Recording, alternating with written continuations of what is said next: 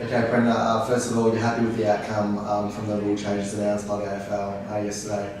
Yeah, I think generally speaking, players will be very happy with the outcomes announced by the AFL in terms of the rule changes that have been made for next season. Players have found that the process has been open and transparent, with their views being taken into consideration, and I think that can be said in relation to the position the AFL have reached on the large majority of those rule changes announced yesterday.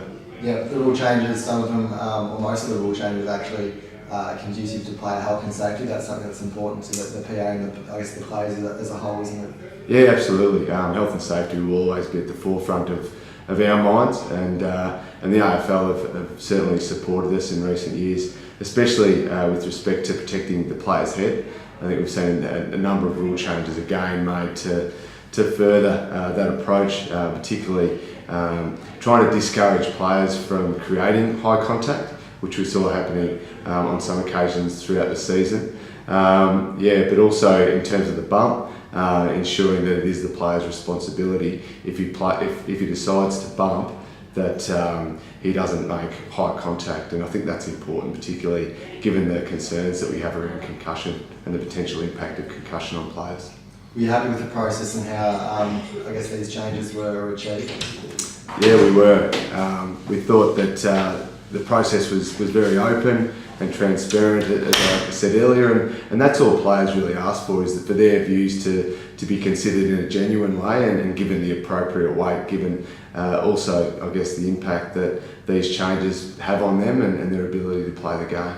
And should things not play out as you hope, throughout season 2014, is there room for any alteration of those rule changes? I think one rule change, which was quite controversial with players, was to limit the amount of trainers on the ground at any given time, reduced from 6 to 5, with 4 actually allowed on the ground and 1 on the bench.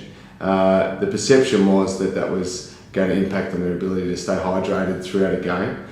We've received reassurances from the AFL that indeed that won't be the case, but certainly they've shifted a long way from last year, when the initial proposal was that trainers wouldn't be allowed on the ground unless a goal was scored.